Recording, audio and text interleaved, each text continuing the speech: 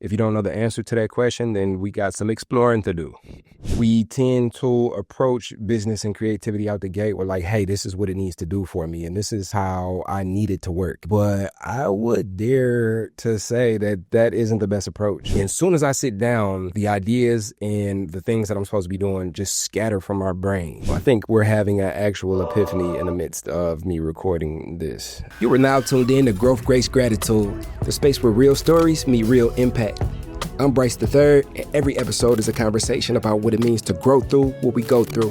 Whether you're on a journey of healing, building, or just trying to show up more fully as yourself, you're in the right place. Let's get into it.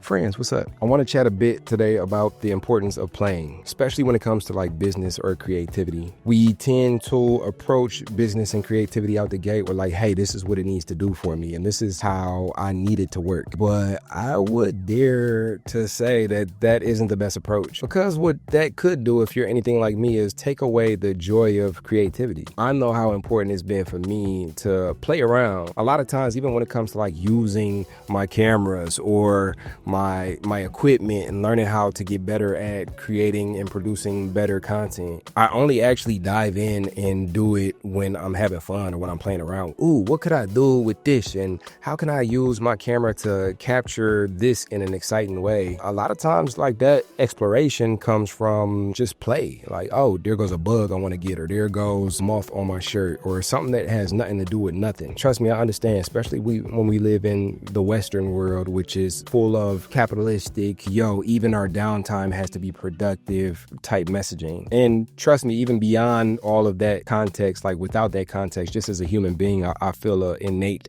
drive to create and make something that impacts the community and culture. I don't know where it comes from. I don't know what it is, but it's the thing that doesn't let me chill when I feel like I need to be chill. As a matter of fact, like today, it's supposed to be my off day. And technically it is, but here I am in the studio recording an episode of the podcast, which is play to me, but also is work, because I want this to do something. I want this to be a contribution to my business. I want to find the people who need things that I contribute and match them to what it is that I'm making. Anyways, I'm saying all that to say that I'm technically working right now when I should be playing, but it's also kind of play for me because I'm learning how to use this external hard drive on my phone a little bit more. And I guess what I'm saying is that I am actually working when I should be playing. But, cut me some slack. We're all human. And so I just say all that to say I get it. And I think it's very productive to find that time or that space to literally play around. Especially me, like, I don't know if it's ADHD. There's this thing that I experience when I sit down and I pull my planner out, right? And so it's a quarterly planner. It's called Full Focus Planner. It's really helped me with my ADHD, and I'll link it down below. I'm an affiliate for them, blah, blah, blah. I'll sit down for my daily check-in to like plan my day. And as soon as I sit down, the ideas and the things that I'm supposed to be doing just scatter from our brain. And then I spend a lot of time trying to give me the things back.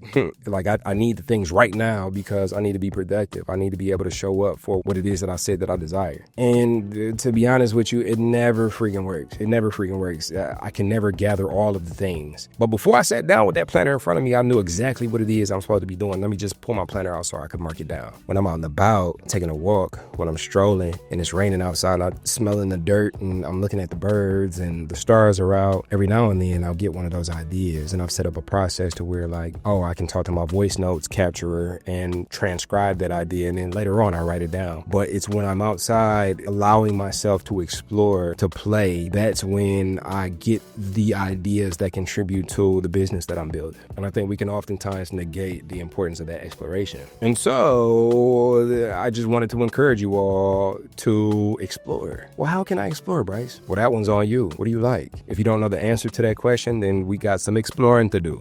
What do you like? What do you appreciate? What floats your boat? What electrifies you?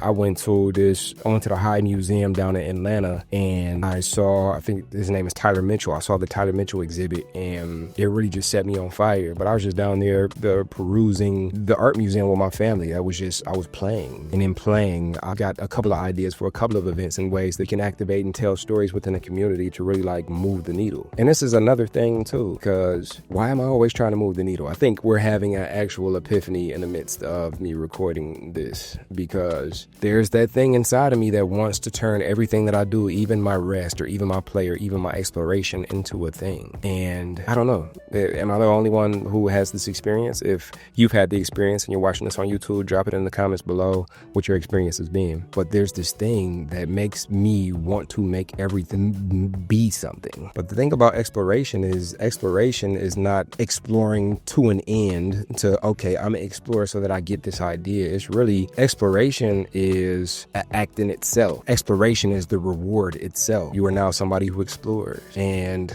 to almost defeat my purpose here when I say this, and trust me, that when you allow yourself to explore for exploration's sake, turns you into the person who finds more ideas, who can easily execute on said idea, and quite possibly be the person who innovates. So ask yourself the question. I need you to ask yourself this question literally, and then I need you to report back. Either comment down below or come kick it with us in Mood Proof Mastery, my newsletter and community, and let us know, what did you find when you looked inside and asked yourself, what do I enjoy? What do I care about? What is important to me? What lights me up? What electrifies me? What ignites curiosity? What did you find when you looked for that, my friend? And how, and as a part two, how could you better contribute to the space that allows for that exploration? Is there a way that you can go to the park on a weekly basis? Could you go to the zoo? Could you go to an art museum? Could you go to a rave? Could you go to a concert? Could you find a photography club? What could you do to contribute to creating that space of exploration? And lastly, how could you allow for grace for yourself in the midst of asking yourself these questions? Because a lot of times we'll ask ourselves those questions, and I've seen it time and time again. I don't have anything that I care about, or I don't have anything that's important to me, or nothing ignites me and lights me up, or I don't have a passion. I'm just one of those people who aren't creative. And you know, the Henry Ford quote, whether you believe you can or you believe you can't, you're right. That's one element. But also, I think another element to what you may be experiencing is that story that you've been telling about yourself for so long. The immediate thing that came to mind was, I don't have this, or I don't know, or I don't have anything. Of course, maybe you've never even been asked the question before. Or if you've been asked the question, your immediate response was to respond with, I don't have that, or I don't do that, or that's not me. But, you know, what would it be like if life got easier? What would it be like if life got more creative? What would it be like if life got more fun? Those are the type of questions I like to ask myself, because they challenge what it is that I've come to identify with thus far, and crack the door open a little bit towards what it is that I had the potential to be. So if your response to me asking you what ignites you, what lights you up, what do you care about, what could get you there, was, I don't have anything. My bad, I didn't mean to make you sound like that. But if that was your response, are you sure about that? Are you sure about that? You sure about that? I love you all. Know that everything I say and every challenge that I give is in love, growth, and with grace. And as mentioned earlier, if you haven't already, join my newsletter, Mood Proof Mastery, and it's a community as well. We have a chat community in there. Come kick it with us. Come let me know what it is you thought about this latest episode of this podcast. Come comment some of the answers to the questions that we've asked here. Remember to have grace for yourself and others. Don't forget to have gratitude for everything that you have right now. And as always, keep growing, my friends.